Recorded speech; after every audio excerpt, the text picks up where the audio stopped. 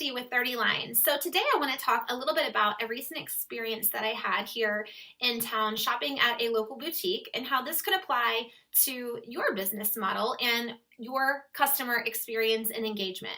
I was recently shopping at a small boutique here in town. It's locally owned, it's very small, and I had an experience that wasn't so wonderful.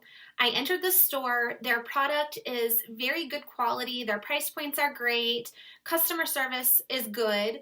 I found a few items that I liked, I was really excited, took them into the fitting room to try them on. And what happened was I got in there. Again, I'm no longer in the browsing mode as a customer, right? I browsed the aisles, but now I found things that I actually am very close to buying. If the fit is right, if it looks good, I am going to buy these items. So I get into the fitting room and there is a big sign, as big as the fitting room door, in big bold letters, as big as you can fit on a page. And it said, "No photography. Do not take photos. Do not take photos in our store. Don't send any photos." And the message was just so redundant and so big and bold. As a consumer, I was thinking, what is this all about? Here I was having this good experience and I'm not sure. What do you think I'm going to be doing with these photos exactly? So it gave me a very unwelcome feeling. It didn't feel very hospitable, and I actually ended up leaving without making a purchase that day. Now, as a marketer and as what I consider a pretty in-tune consumer, I think what was probably happening behind that incident is people are probably trying to take photos of the clothing. Maybe they're going home and comparison shopping or trying to find it cheaper somewhere else. So, okay, maybe that's happened. Maybe it hasn't even really happened yet. Maybe this store owner is just afraid of that happening, and so that's why this policy is in place and posted in the fitting room. Again, where your consumer is very close to making a decision is where you put this rule that's not very customer friendly. And what was striking to me about that was even if there's a good reason behind it, the customer doesn't know what that reason is. And my girlfriends and I do this all the time. We always share photos of what we're about to buy in a store, especially if we're not together when we're shopping. So I had a girlfriend a few weeks ago. She was shopping for a dress for a very important occasion. And she was texting me. She was in different stores trying on different dresses. What do you think about this one? What about this color? Do you think the fit on this one is right? And so I'm giving her advice and I'm really coaching her on what to buy and telling her, yes, buy that today from her photos and her text messages that she's sending.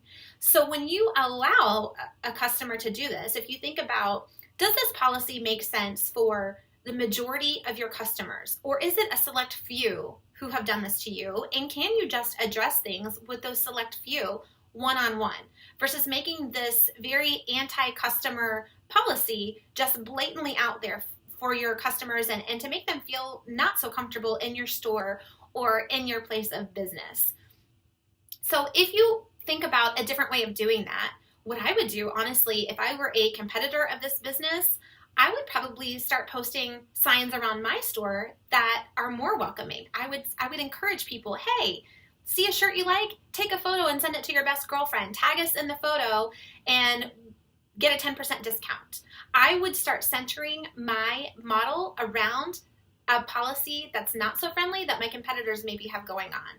So I think there's more power in word of mouth referrals, in getting people to share positive things about your business. Again, we all don't have time to come home and comparison shop online and to try to find the labels that you're selling in your store somewhere else for less money. I think majority of consumers aren't doing that. They are in it for the good. They really like your store. They're shopping there because they like your products, they like your services, and they genuinely want to do business with you, and they want to share the things that they have and that they like.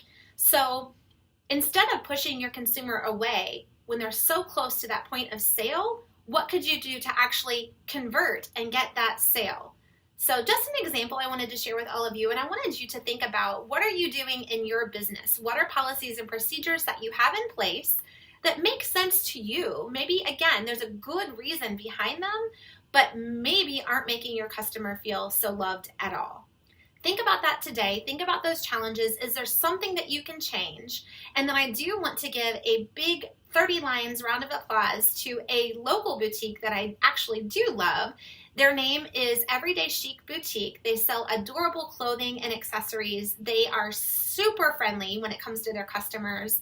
I've never been told not to take a photo in their store because they think that the good outweighs the bad and that more people are sharing. They've actually been very successful here in my little town where I live. And what they do, if you search for them on Facebook or on Instagram, they have people sharing their products all day long. It's very good network of consumers who are becoming their brand ambassadors and who are sharing for them, and I think that's why they are being so successful. They're actually moving into a bigger location soon. That's how much this is working for them. So big round of applause to Everyday Chic Boutique. If you like my scarf, my blanket scarf, it actually came from there, everydaychicboutique.com, $19.99.